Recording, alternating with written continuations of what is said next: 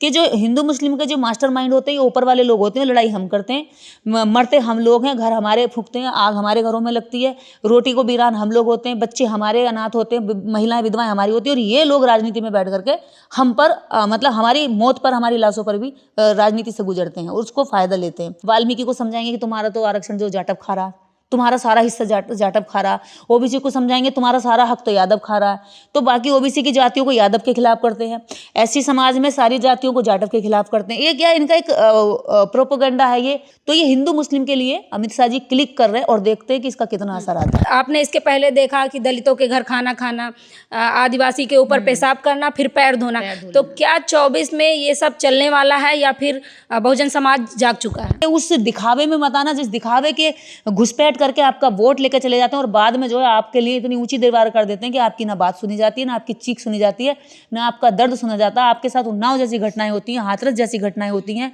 मणिपुर जैसी घटनाएं होती हैं, सिद्धि जैसी घटनाएं होती हैं, और किसी भी नेता को कोई भी आपसे रियल सिंपैथी ना हो करके एक दिखावे की राजनीति के तहत बहुत सारे नए नए नाटक और ड्रामे होते हैं। एससी ओबीसी के पास स्थापित संस्थाओं पर कब्जा नहीं है, बस उसके पास सिर्फ क्या, उसकी सबसे बड़ी पावर उसका वोट है। तो वोट को लेने के लिए, वोट में घुसपैठ करने के लिए उन लोगों के पैर भी धो लेंगे, उनके तबेले में घुस जाएंगे, उनका गोबर भी उठा देंगे, उनके घरों की सफाई भी कर देंगे, उनके पैर धो के पी भी जाएंगे। ट्विटर ट्रेंड कर रहा है कि प्रधानमंत्री की वजह से ही वर्ल्ड कप हार गई टीम इंडिया। ये तो फिर अगर अब वो हमें ब्लेम कर रहे हैं, हम उनको ब्लेम करेंगे, तो ये तो एक तरफ से एक दूसरे को, ये तो राजनीति वाली बात होगी कि एक पक्ष दूसरे विपक्ष को फिर कोसता है। हाँ, जीत का क्रेडिट मोदी जी लेना चाहते थे, जो उनके हाथ से फिसल गया, जिसको वो चुनाव में भी भुनाना चाहते थे, वो फिसल गया। देश के अंदर जितने भी गेम हैं, ओलंपिक गेम है, उनमें जितना बेहतर प्रदर्शन करते हैं वो दलित करते हैं या शूद्र करते हैं। इनकी कोई किसी तरह से ये लोग उसमें नहीं जाते, क्योंकि ब्राह्मण को पता होता है कि अगर इसमें गए तो मेहनत ज़्यादा लगेगी, पैसा कम आएगा, क्योंकि वो भले ही नीच मानते हैं, लेकिन राजनीति इनके बिना उनकी सफल नहीं है, क्योंकि वोट परसेंट इनके पास ज़्यादा है। हाँ, इनके पास क्या है कि ये लोग संसाधनों पर बैठे हैं, जो स्थापित संस्थाएं हैं उन पर कब्जा करके बैठे हैं। देखिए, बहुजन मीडिया क्या है ना, कम संसाधनों में ज़्यादा काम करने की कोशिश कर रही है, और बहुजन मीडिया ही मुझे लगता है कि इस भारत की स्ट्रीम मीडिया है, क्योंकि सच्ची और जमीन के जो मुद्दे हैं, जो वास्तव में जनता तक जाने चाहिए, वो बहुजन मीडिया लेकर आती है। क्या निर्देश सिंह को डर नहीं लगता, इस तरह से बोलती हैं एक महिला होकर? मेरे साथ निर्देश सिंह हैं, किसी परिचय की मोहताज नहीं है। आप सब ने सोशल मीडिया के माध्यम से इनको देखा होगा और बेबाकी से अपनी बात रखती हैं, लेकिन बात करेंगे आज 5 राज्यों में चुनाव है, वहीं इंडिया टीम वर्ल्ड कप हार चुकी है। मैम, क्या कहेंगी, जिस तरह से हवन जाप पूरे देश भर में किया गया, तो क्या भारतीय टीम को हारना चाहिए था? देखिए, खेल में हार और जीत तो लगी रहती है, और हम अपने देश की हार क्यों चाहेंगे? तो चाहेंगे कि जीते, लेकिन जीत की आड़ में जब हम लोगों को, उपेक्षित वर्ग को, या ऐसे ओबीसी वर्ग को, या महिला वर्ग को गालियों से अपमानित किया जाए, या नीचा दिखाने की कोशिश की जाए, या उनके संवैधानिक अधिकारों पर चोट करने की कोशिश की जाए, कि जो टेस्ट मैच चल रहे थे उसमें वो देख रहे लगातार कि इंडिया अच्छा खेल रही थी, तो वो लगातार जितना भी सवर्ण क्लास मीडिया है, जितने सवर्ण क्लास ट्रोलर हैं, या फिर जातिवादी मानसिकता के चलते हर चीज़ में वो यही चीज़ ढूंढते रहते हैं और आरक्षण को किसी न किसी तरीके से ख़त्म करने की मांग उठाते हैं समय समय पर। तो वो 3% लोगों ने खूब हल्ला मचाया कि हम इसलिए अच्छा खेल रहे हैं, शुक्र है कि खेल में आरक्षण नहीं है। जो गोदी मीडिया का सबसे बिकाऊ और बड़ा अपने आप को बताता है कि मैं बहुत बड़ा पत्रकार हूँ, उस बड़े पत्रकार ने इतनी ओछी और नीची मीडिया वाला काम करके दिखाया है। उसने अपने 1 घंटे के शो में ब्लैक एंड वाइट में पूरा टाइम यही बकवास करी कि आरक्षण कितना बुरा होता है। मतलब 10% EWS इनको अच्छा पच जाता है, लेकिन उन उपेक्षित वर्गों का जो हजारों वर्षों से दबे कुचले हैं उनका नहीं पचता, तो उसको उन्होंने टारगेट करने की पूरी कोशिश करी। यही बात हम बार बार कह रहे थे कि ये गलत हो रहा है, लेकिन जब टीम इंडिया हारी तो इनके पास कोई जवाब नहीं था। अब किसी भी पत्रकार ने या किसी भी सवर्ण जो प्रोपेगेंडा चलाने वाले लोग हैं, जो ट्विटर पर चले रहते हैं रात दिन, उनका फालतू का काम यही रहता है, किसी ने भी नहीं कहा कि आकाश आरक्षण होता तो टीम इंडिया जीत जाती। प्रधानमंत्री नरेंद्र मोदी जी स्टेडियम में मौजूद थे, पूरा देश देख रहा था कि किस तरह से खेल को खेला गया। लास्ट मोमेंट तक हम लोगों ने चाहा था कि टीम इंडिया जीत जाए। हम भारतीय हैं, हम भी चाहते हैं कि हमारा भी विश्व स्तर पे नाम हो, लेकिन हमारे ही भारत के लोग हम ही भारतीयों पर जब नीचा दिखाने का प्रयास करते हैं, या हमें धक्का मार के पीछे गिराने की कोशिश करते हैं, या हमारी बराबरी से चिढ़ते हैं, या खेलों में हमारे आने से चिढ़ते हैं, हमारा अच्छा प्रदर्शन करने से नफरत करते हैं, तो ये चीज़ें फिर हमारे भी मन में कहाँ से खुशी पैदा करेंगी।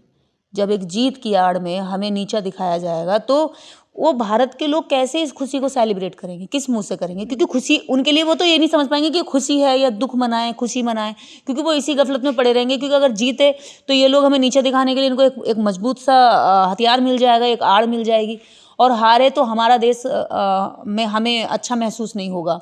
तो ये ऐसे लोगों की मैं बात कर रही हूँ जिनको जीत या हार के लिए दोनों तरफ से जिम्मेदार ठहराया जाता है। अगर जीत गए तो इनके अधिकार गलत हैं, अगर हार गए तो इनकी वजह से हारे हैं। तो दोनों तरफ से वो लोग टारगेट किए जाते हैं। तो ऐसे लोगों के लिए मुंह पे तमाचा पड़ा है, जिन्होंने खेल को ये समझ लिया कि खेल से ही हमारा देश चल रहा। खेल से हमारा देश नहीं चल रहा। खेल बहुत सारे हैं, क्रिकेट के साथ साथ हॉकी है। हॉकी हमारा राष्ट्रीय खेल है, जिसके बारे में हमारे खुद के लोग नागरिकों को नहीं पता, हमारी सरकार खुद उसको प्रमोट नहीं करती है। देश के अंदर जितने भी गेम हैं, ओलंपिक गेम है, उनमें जितना बेहतर प्रदर्शन करते हैं वो दलित करते हैं या शूद्र करते हैं। इनकी कोई किसी तरह से ये लोग उसमें नहीं जाते, क्योंकि ब्राह्मण को पता होता है कि अगर इसमें गए तो मेहनत ज़्यादा लगेगी, पैसा कम आएगा। क्रिकेट में पैसा ज़्यादा है और मेहनत उनसे कम है, तो इसलिए वो क्या करते हैं कि जहाँ पैसे का गेम है वो वहाँ पर अपने आप को शिफ्ट कर देते हैं। वो पहले से ही क्या है कि उनकी जो मेंटेलिटी होती है कि बनाएंगे आप, जमीन आप खड़ी करेंगे, इंफ्रा आप खड़ा करेंगे, जब बन के तैयार हो जाएगा तो आकर के वो पूजा पाठ और हवन करके उसका क्रेडिट ले लेंगे। क्रेडिट खाने वाली कौम है ये। तो ऐसे लोगों ने जितने भी, चाहे वो मेरी ही जाति के रहे चाहे अन्य जाति के रहे, जिसने भी अगर इसकी आड़ में या जीत की आड़ में किसी को नीचा दिखाने की कोशिश की है, तो वो जीत कैसे जीत हो सकती है? मेरी नज़र में तो वो जीत अच्छी नहीं है। लेकिन मैम इसका जिम्मेदार तमाम मीडिया कर्मी ने कहा कि दिखाया कि क्या प्रधानमंत्री जिता पाएंगे वर्ल्ड कप, और दूसरी तरफ ट्विटर ट्रेंड कर रहा है कि प्रधानमंत्री की वजह से ही वर्ल्ड कप हार गई टीम इंडिया। देखिए, ये तो कहने के लिए व्यक्ति कुछ भी कह दे, मैं यथार्थवादी हूँ। किसी की वजह से कोई नहीं हारता है। ये तो फिर अगर अब वो हमें ब्लेम कर रहे हैं, हम उनको ब्लेम करेंगे, तो ये तो एक तरफ से एक दूसरे को, ये तो राजनीति वाली बात होगी कि एक पक्ष दूसरे विपक्ष को फिर कोसता है। यहाँ हारना जीतना नहीं है, लेकिन हाँ, जीत का क्रेडिट मोदी जी लेना चाहते थे, जो उनके हाथ से फिसल गया। जिसको वो चुनाव में भी भुनाना चाहते थे, वो फिसल गया। वो तो चाहते थे कि जीते, क्योंकि उनके लिए तो ये बहुत अच्छा था। उन्होंने खेल शुरू होने से पहले देश के बड़े बड़े स्टेडियम छोड़ करके उन्होंने उस स्टेडियम को चुना और उसका नाम नरेंद्र मोदी स्टेडियम रख दिया। और नरेंद्र मोदी जिसको वो ब्रांड बनाना चाहते हैं, उस ब्रांड को और ऊपर तरीके से हल्ला मचाती इनकी जो गोदी में ली गई मीडिया है। वो मीडिया अपने पापा की परियां उछल कूद करके सारा दिन यही चीज़ चिल्लाती हैं, और सालों महीनों भर जब तक चुनाव नहीं हो तब तक वो इस चीज़ को दोहराती रहती। तो जो वो अफसर बुनाना चाहते थे वो उनके हाथ से फिसल गया। उनकी वजह से हारना या ये टीका टिप्पणी करना, ये तो एक तरह से एक दूसरे के ऊपर एलिगेशन वाली बात है। वहीं अमित शाह का बयान आया है अपने भाषण के दौरान। वो कह रहे हैं कि जो 4% आरक्षण है जो मुस्लिम कम्युनिटी को मिला है, अगर भाजपा की सरकार जीत के आती है तो वो SC ST OBC को दे दिया जाएगा, मुस्लिम आरक्षण को इधर कर दिया जाएगा। तो मुस्लिम का इधर का उधर को क्यों कर रहे हो? भारत में संविधान लागू है और सबको संख्या अनुपात में प्रतिनिधित्व दो ना। उनकी जो भागीदारी है वो संख्या के अनुपात में दे दो। किसी का किसी के पास क्यों आएगा? मतलब SC OBC का तुम खाओगे और मुस्लिम का जो इन्हें दोगे, फिर आपस में उनके झगड़े कराओगे। हिंदू मुस्लिम कराने में आसानी होगी, इसलिए अमित शाह इस काम को करना चाहते हैं, क्योंकि हिंदू मुस्लिम बहुत दिन से हो नहीं रही है। बीजेपी जब से आई है, जब से बीजेपी ने पूरे जोर लगा लिए, लेकिन हिंदू मुस्लिम होने में क्या है, इधर दलित या OBC मुसलमान के साथ लड़ता था। अब मुसलमान ने कह दिया कि भाई हम भी अम्बेडकर राइट है, हम नहीं लड़ेंगे।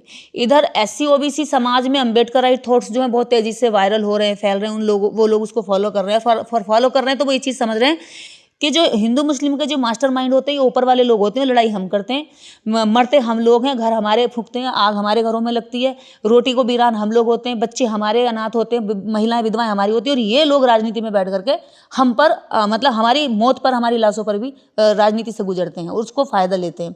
जब ये दोनों वर्ग समझने लगे तो अब हिंदू मुस्लिम नहीं हो पा रही। अब हिंदू मुस्लिम करने के लिए हो सकता है आखिरी एजेंडा अमित शाह जी खेलना चाह रहे हो कि कम से कम अब मुसलमान क्या है, इनसे लड़े कि तुम्हें हमारा हक मिल रहा है। कहते हैं ना हमेशा, वाल्मीकि को समझाएंगे कि तुम्हारा तो आरक्षण जो जाटव खा रहा, तुम्हारा सारा हिस्सा जाटव खा रहा।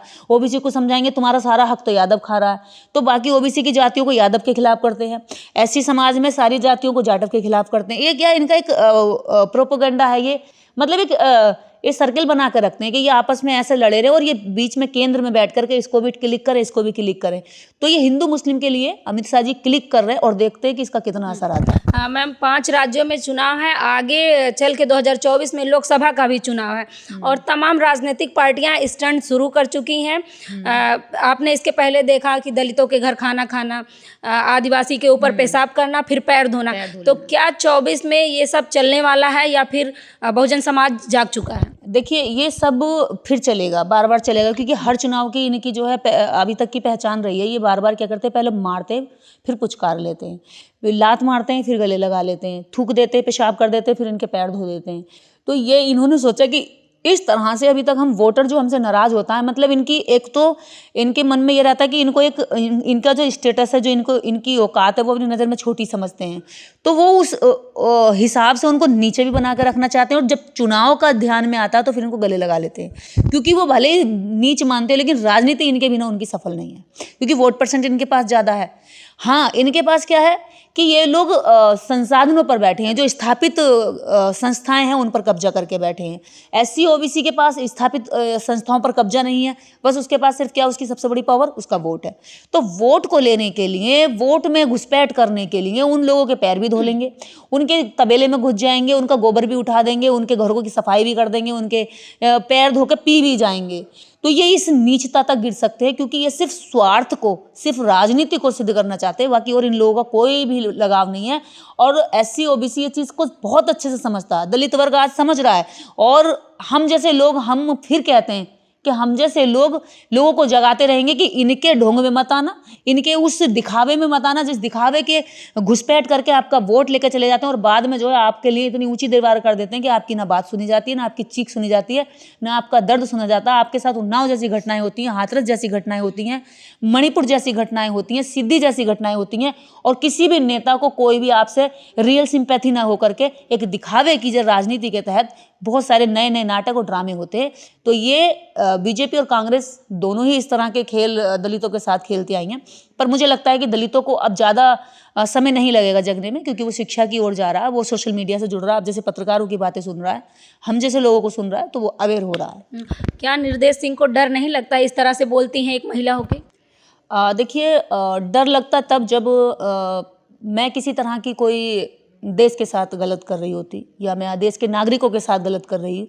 ये देश मेरा है, इस देश के समस्त नागरिक मेरे हैं, मेरे भाई बहन हैं, और इस देश में जो भी गलतियां हैं, जो भी गलत लोग हैं, जिस तरह से भी देश को बांटने का, तोड़ने का, या उन लोगों के बीच में फूट डालने का काम करेंगे, चाहे वो कोई भी पार्टी हो। मेरे लिए पार्टी मेरी ना कोई दोस्त है, ना मेरी कोई दुश्मन है। बीजेपी अच्छा काम करे, हम उसको सपोर्ट करेंगे, जहाँ अच्छा करती है करते भी हैं। कांग्रेस करे, हम कांग्रेस के साथ हैं। बसपा करे, मैं बसपा के साथ हूँ। हम बसपा का वोटर क्यों बने रहे आज तक, अभी तक क्यों है? इसलिए क्योंकि बसपा ने हमारे स्वाभिमान को जगाने की कोशिश की, हमारे स्वाभिमान को बनाने की कोशिश करी। भले उसमें हमें कोई लाभ ज़्यादा, हम ये नहीं कह सकते कि मुझे कोई व्यक्तिगत तौर पे बसपा से कुछ मिला। व्यक्तिगत तौर पर मैं बसपा की वोटर रही, और बहुत सारे जो दलित वर्ग पूरा बसपा का वोटर रहा। क्यों रहा? क्योंकि बसपा उनके आत्मसम्मान को मजबूत करती है।